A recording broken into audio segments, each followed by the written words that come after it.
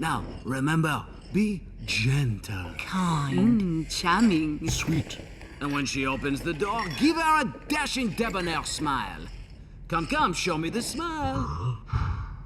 Oh, no. Well, it's a tale as old as time, or at least in cinematic terms, since 1946 when Jean Cocteau's wonderful French version of Beauty and the Beast came out. Then Disney musicalized it and animated it and made it into the first animated feature ever to be nominated for the Best Picture Oscar in 1991, a worldwide smash. And now it's come full circle as the latest in a series of live-action remakes of great Disney animated movies. Beauty and the Beast, as directed by Bill Condon, is a real winner, I have to say. Bill Condon, who directed the great musical version of Dreamgirls for the screen, also wrote the screenplay for Chicago, the last musical film to win the Best Picture Oscar, really knows his way around this form, and he has created a dazzling beauty of a Disney musical here. Hearts like Gaston's, much more than the sum of his parts like Gaston.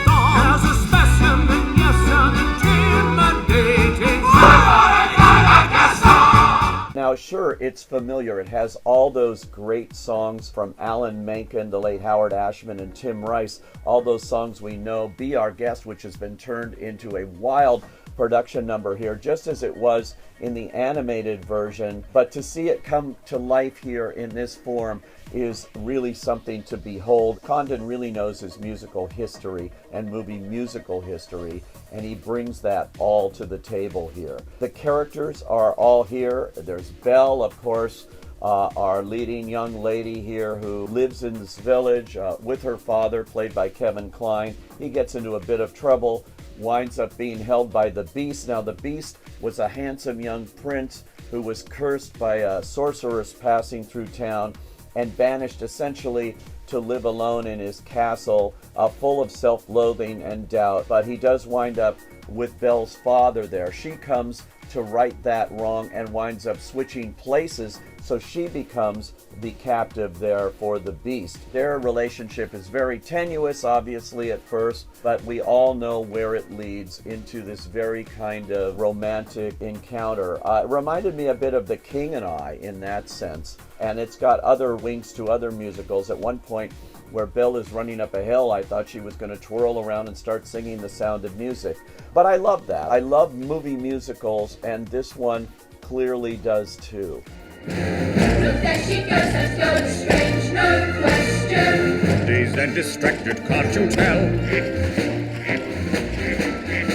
The casting could not be better, with Emma Watson, the ideal Belle. Dan Stevens is the Beast. There are also the wonderful inanimate objects that are now very animated, given the voices of Ewan McGregor as the candelabra Lumiere, Ian McKellen as the clock Cogsworth, Audra McDonald as the wardrobe.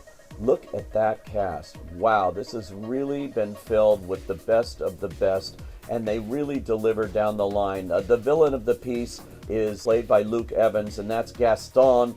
He's pursuing Belle to no good effect. He has a sidekick named LaFou, and LaFou is played by Josh Gad. Both actors really know how to play this relationship, and it is terrific fun, as is everything about this movie, including those sweeping, soaring songs and great orchestrations here. This is a dazzling movie in every way, shape, or form for families.